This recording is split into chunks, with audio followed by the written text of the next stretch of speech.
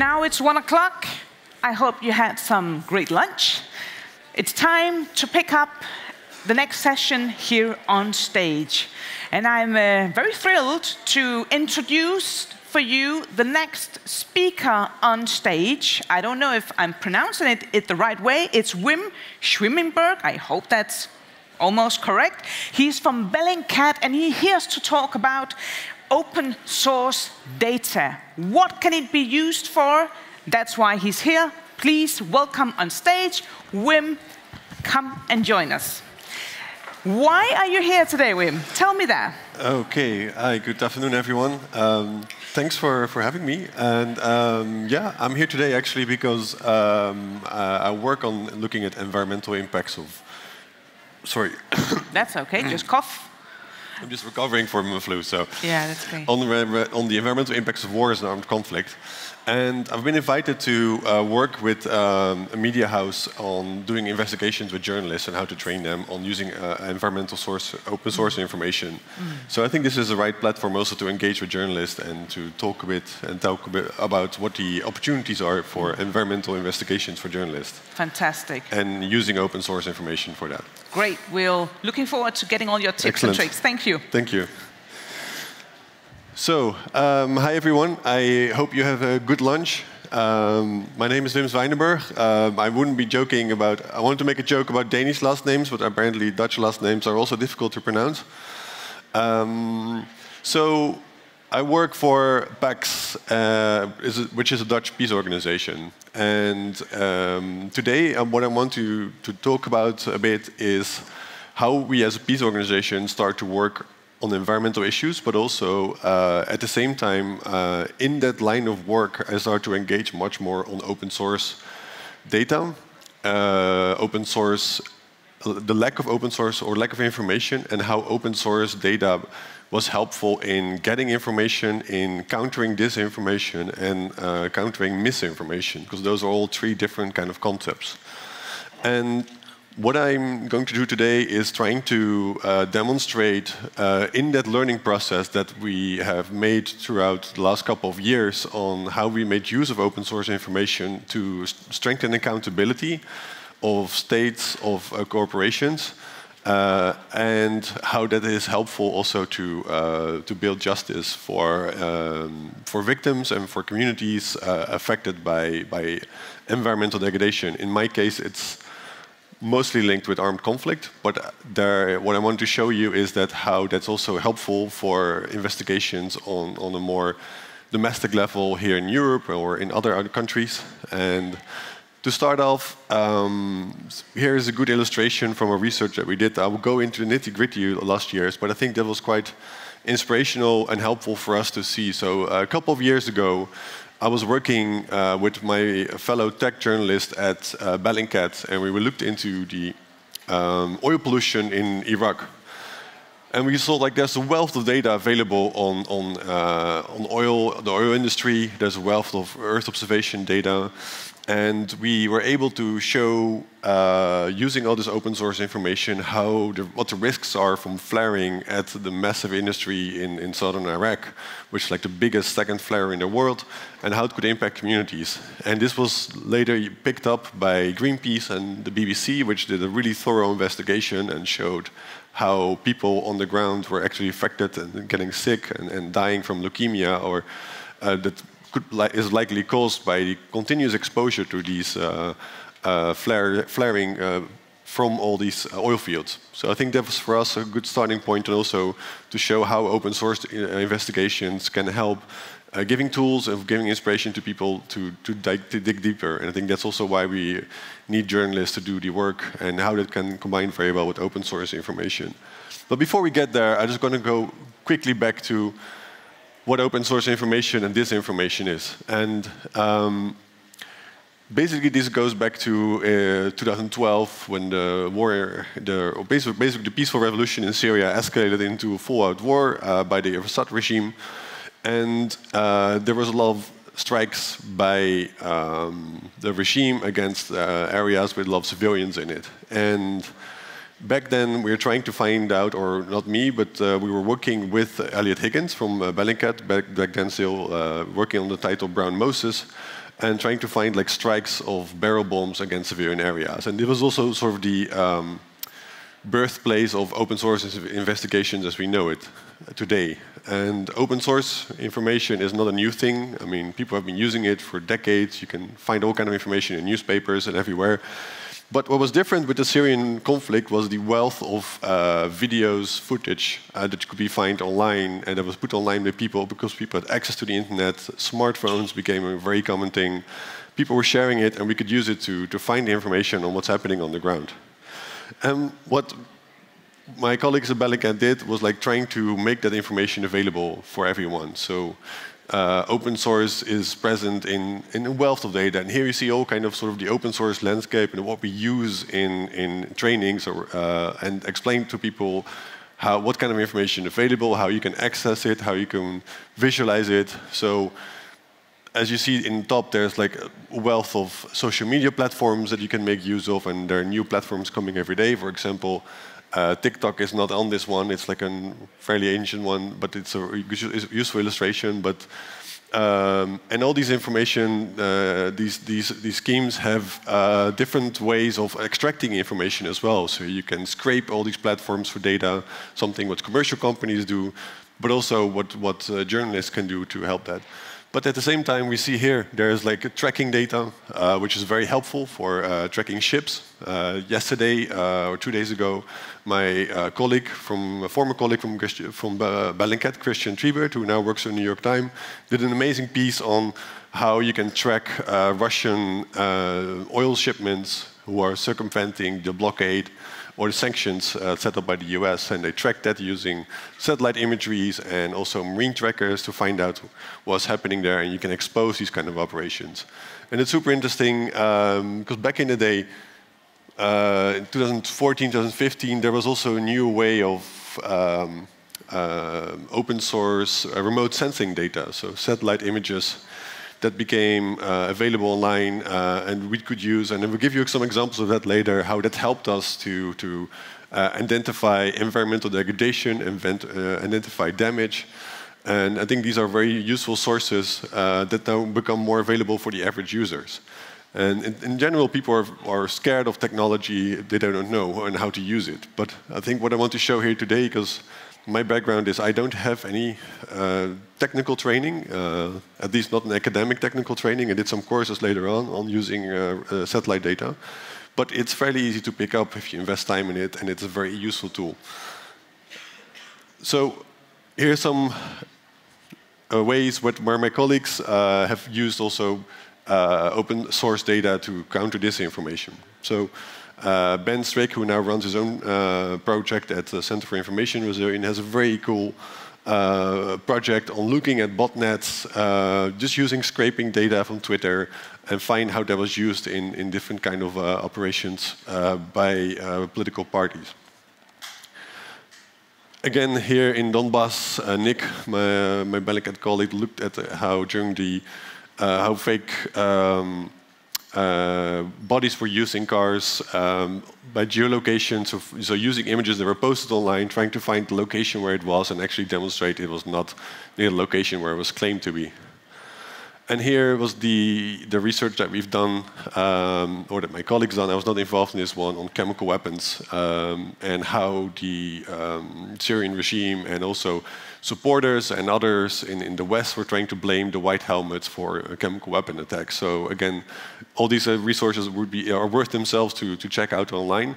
But it's a research shows you how misinformation is driving problems. And we see the same thing happening today with environmental misinformation as well. And that's why I think this is also so important. So for example, with the last week, a couple of weeks ago, there was this massive storm, I think it was Mocha, which was, and people on Facebook were claiming it was heading in a certain direction, and people were running away, or people fleeing the town actually into the direction where the storm was coming from. So it was just misinformation. So there are opportunities now to use like meteorological data and other kind of environmental data to verify these kind of claims, what was happening. So that is also something we come back later. So we've seen now we have all these tools to identify what's happening in conflict, how open source can be helpful for that. And this is the documentary that was made about Bellingcat on the MH17, which was shut down by Russia, and where they actually tracked all these social media images to show where the launching platform was coming from. They found out who was actually behind it by going to their social media accounts and trace it all the way back to the origin state. I think I definitely recommend this one, this documentary. But my main point now is going over to how to use this to fight like environmental and crimes and climate justice, injustice. And I think this is an era of and an approach that currently isn't explored in a way that I think there are much more potentials about it. And I think it's also what we hope to do next week with the bootcamp, to look at all the data available. And we're also now getting more questions from NGOs in, for example, in Southeast Asia, who want to get trained on using environmental open source information to track companies who are involved in natural resource exploitation or misuse of their position to dump all kind of waste, or to military bases that are involved there and are linked with pollution. And how we get there, it's kind of an interesting question, and it's also how we started to work on this. So this was back in 2011, 2012. And the issue that we run into was we had partners in southern Iraq, which were back then concerned over the impacts of depleted uranium, which is a heavy metal used in conventional munitions, which was used by the United States in 1991 and 2003 on a massive scale. The problem was we didn't have any information. The US refused to release information of where depleted uranium was used.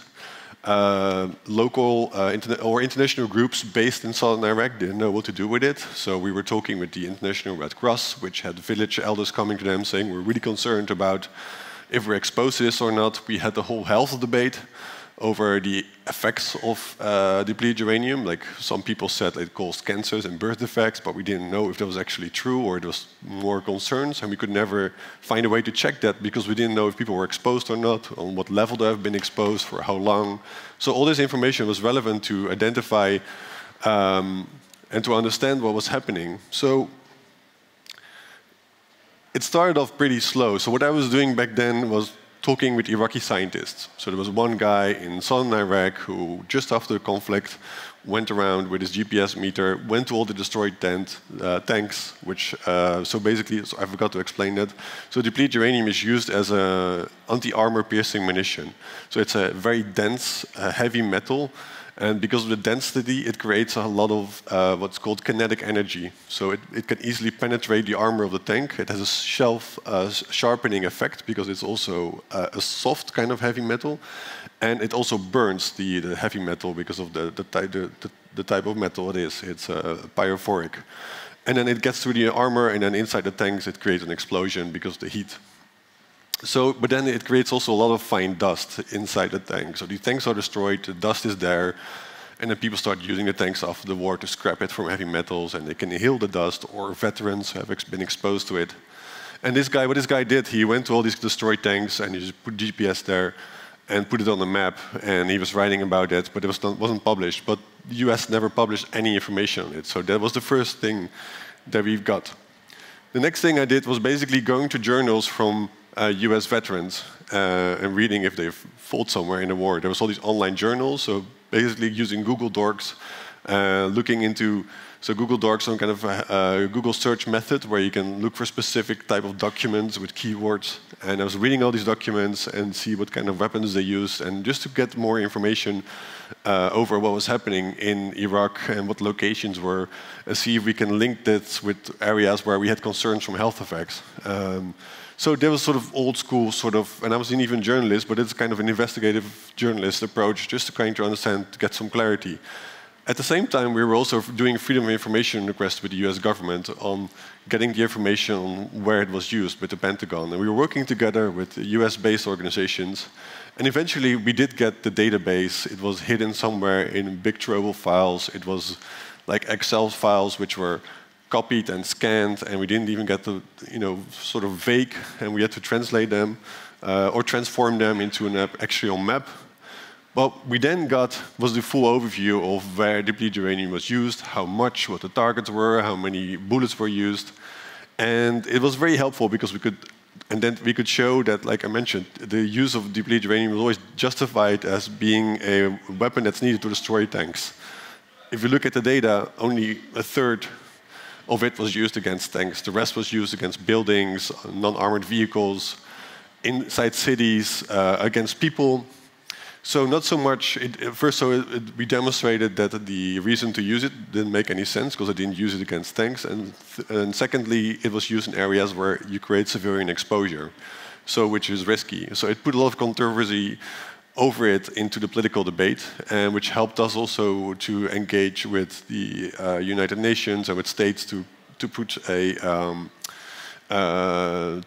working towards a stronger norm against the use of this kind of munitions, because we can guarantee that civilians would be exposed to it. Even we don't know the effects on the long term, but we wouldn't accept it in Europe or in the US if it was out in the open. So we should also accept that in conflict areas where this was a problem. So how did we get from there on? So what was helpful is, like, in that case, we used this imagery, we could translate it, and at the same time, we were also trying to use like more remote sensing data. And here's one example I wanted to show, which was very early on. So NASA has a lot of interesting data that's available we could make use of, and we start using that more in our work in other conflicts as well. Because what we also noticed in the work from Iraq that we see here is that looking into the environmental issues in Iraq, I also understood like the concerns why people are getting sick can't be just this one type of weapon, because we have other problems there as well. We saw the widespread environmental damage in the country, so there must be other reasons why people were getting sick. So we're trying to find out what the other options were, what other reasons could be that environmental damage led to health effects from people. And that's where the other data comes in, which is helpful to understand like what the environmental damage in conflicts is. And here, in that time also the war in Syria escalated rapidly, and we had this like 2014, 2015, and we had like a wealth of data now available. We could actually track conflicts and looking at the environmental impact during the conflict itself. And I'll give you some examples. So this is like an oil refinery. This is like a Google Earth Pro, which is a very helpful tool. It has a lot of high-resolution imagery available. It goes back to, for sometimes 1 decade, 2 decades. And just to quickly show like how much it has been affected by the bombing in this area was occupied by ISIS for a while, and both the Russians and the Americans started bombing ISIS facilities to make sure they couldn't make any revenue. The consequence was, of course, that you have widespread damage to those kind of oil fields, which, if it's not being cleaned up, like it will affect people. So we start already documenting all these kind of impacts because we could fear that it could have a long-term effect. And in Iraq, we're doing the same thing. So we're just looking at satellite imagery, looking at social media footage where we found, and trying to show, like, okay, this is what's happening in the country, this is the damage that exists. And we start documenting all these sites. So back in 2016, 2017, we already had like a whole map available for UN Environment to go in and clean up this kind of information. So this is very linked with conflicts where you can show like environmental damage, where you can document this, and where having that kind of database is helpful for rapid cleanup and remediation efforts. But you can also look into what the impacts of conflict are. So this is another web platform that we use a lot. It's Sentinel Hub, which has a lot of information from the European Space Agency. It's free for use. This is a paid version, which has a bit more options. The data is all the same in the free version as well, but with the paid version, you can make like time lapses, you can do calculations, etc. You can get higher resolution versions. But here, what I want to show is like we're working with our partners in Iraq who were explaining like we're having impact. We see that the natural resources, water resources, are decreasing every year. And we want to visualize that, and it's helpful also for storytelling with journalists. So we look at this lake in the center of Iraq, center east, And it was, you can see here, is like rapidly decreasing in 2021. And it's a very good illustration of the water resource problems that Iraq was running into, which is getting more severe every year. Which is not only, it's definitely linked with climate, it's linked with less precipitation. It's also linked with border areas where Turkey is building more dams to retain water, because Turkey is also struggling with less rain, so they have to retain more water for their very intense agro-industrial industry in the south. Iran's doing the same. And at the same time, there's also issues in Iraq itself with not really proper management. So, but it's a complex issue, but like to get attention, these kind of simple visualizations using open source information can show what an environmental change is, and that kind of information is like often freely available. Another project that we looked into is looking at the impact of the Mishrak facility, which was in 2016, was set afire by ISIS. So this is a sulfur mine which has tons and tons of sulfur, which was set on fire by ISIS. And what we wanted to show what the impact of one burning. So this, when they put it on fire, it was burning for a couple of days. It was like a very toxic cloud, which killed around 20 people, and hundreds of people have to be hospitalized from inhaling the smoke. And here we use Sentinel data to show, like, you can, at some point you see this massive bloom here coming up. Here it goes all over the world, which is all the sulfur dioxide was released after this fire. And this is just a way of using public information to show global impact from an event, which is, we use both Google Earth Engine and Sentinel 5B data just to visualize this kind of impact. And I think that's a very, another helpful tool to show like the transboundary problems of environmental damage. In our case, it's more linked with the conflict. And at the same time, I think it's also helpful to, I think particularly for journalists to show like how these transboundary issues are a problem worldwide, which needs to be addressed. Same here for a deforestation report we put out this year. Quickly again, like you can quickly show what the impact is of deforestation in Syria. I won't go through all the details in the report that we have. Another example here, because it's we demonstrated with open source research and but also with more complex remote sensing analysis that over 40% of all the forests had been gone linked with the war in Syria, mostly linked with people needing fuel for cooking. But these kind of simple visualizations were also helpful for the journalists we worked with to show, like, okay, this is before, after, and this is all public information, which puts more impact for your viewers or your readers to show what's happening. Last year, 2 years ago, no, it was actually last year, there was an oil spill in the port of Aden in South Yemen. And this is all more linked where open source information is helpful to visualize this. So we were working with a local journalist in Yemen, and he was traveling around and he saw the oil spill and he reached out to me on Twitter saying, hey, can you help me out? What's happening here? So we demonstrated there was an oil spill coming from one of the tankers. And then we used the other kind of open source techniques to find out, okay, what kind of tankers are there? And we found out there were all these oil tankers in the port of Aden in Yemen, which had been there since 2015, which were owned by businessmen who didn't want to take responsibility for cleaning them up. So he just left them there, but there was like still a lot of oil in those kind of tankers. And they start leaking and sinking, they're rusting, and they start creating this kind of spill.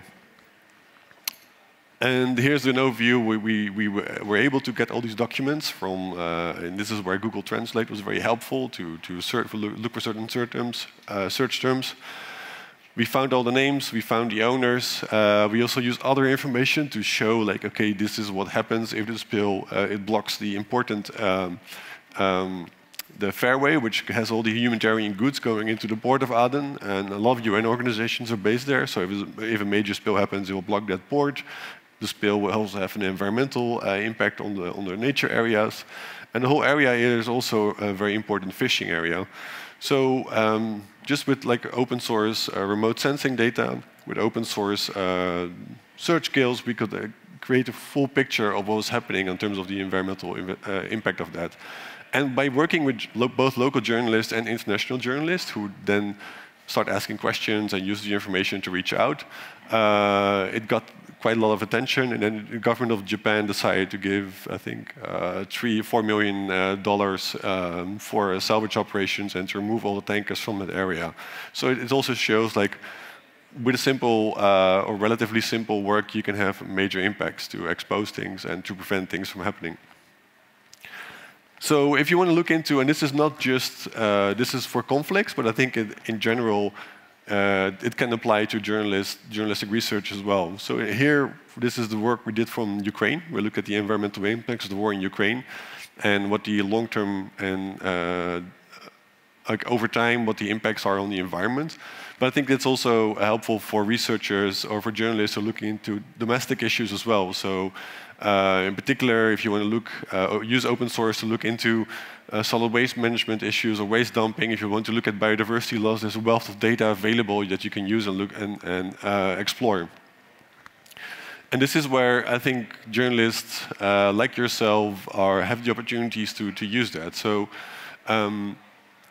this is an overview of what the European Space Agency is doing in terms of data. So I think this is where tax money at work is a good thing, because we can see all this massive amount of satellites which helps detect methane releases. It helps to check change of land covers, oil spills. All this kind of data is now getting more publicly available on platforms which are easily accessible for amateurs like myself. And I don't know you, but like I'm sure like most of you are not GIS expert, but I think that's the development of the recent media that we see that's happening.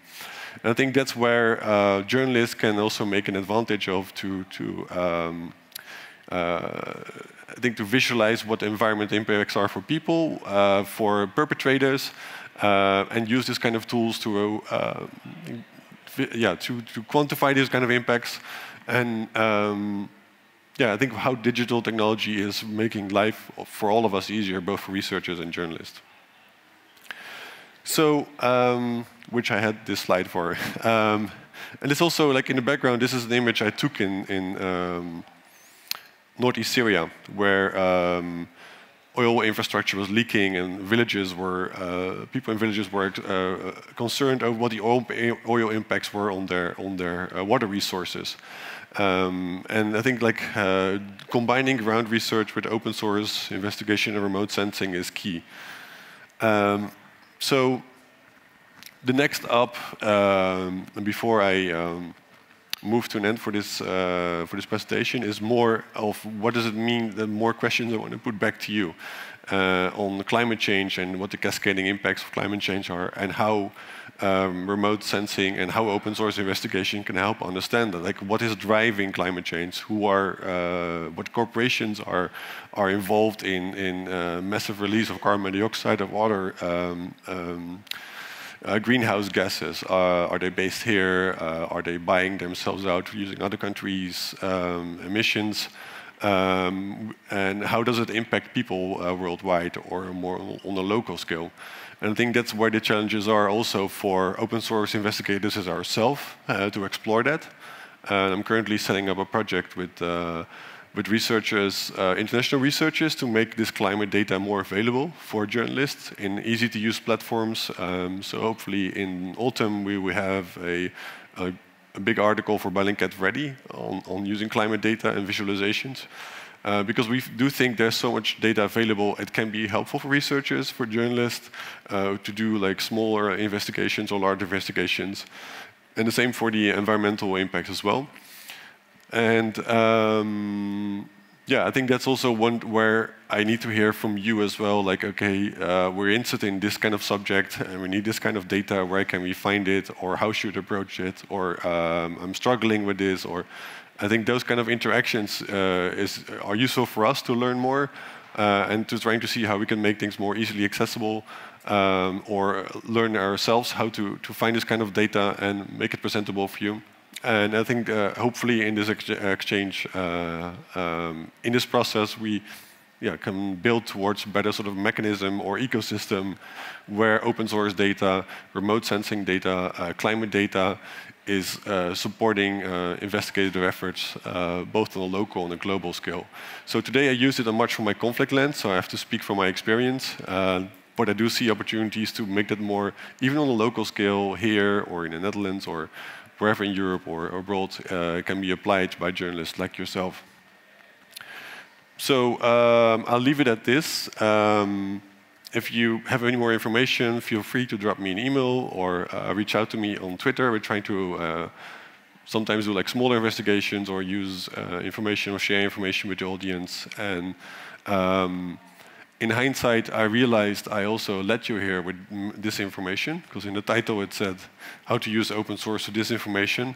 My apologies for that, but yeah, I think what I wanted to show is also, in particular from an environmental angle, how these opportunities are helpful for you, and hopefully hear back from you on what you want to hear from or can expect from us open source investigators. So thank you very much for coming, and yeah, looking forward to any further questions or engagement after this. That's perfect. I'll just pass you here. That was a very good insight you gave us. I mean, I think every one of us can sort of see your goal and see what kind of tool you're bringing to the table to make it easier to be a journalist. I mean, you're delivering something that we can use. What kind of, if I can start with just a few questions, sure. What kind of boundaries do you see? I mean, you're giving here the tool, but I guess you're saying it because there are some kind of boundaries. Do you experience that, Wim? Yeah, I think time is a boundary. And you're going to make errors in using this kind of data. I made a lot of errors myself as well. So make sure if you research something that you have peer reviewers to have double-checked the information that you run into, because it's easy to make these kind of common mistakes. I think the second boundary is make sure, not so much a boundary, but what I found helpful was to have people on the ground who could verify things for me. And I can see also with organizations who, or researchers who do this and only do it from their desk, that it's easy to make a mistake. And if you have, you have to understand the local context better to make better assessments. So I think that's another recommendation I want to give.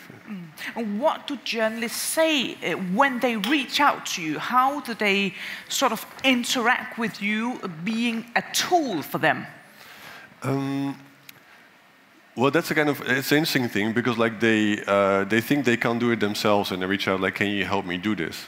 Because like you know how to do it, and it's like, well, but you can do it too. So I have like actually this morning I got a message from someone from Yemen saying, look, we have this drill hole here, and all this black stuff is coming out, and people, local villagers, are concerned and don't know what it is.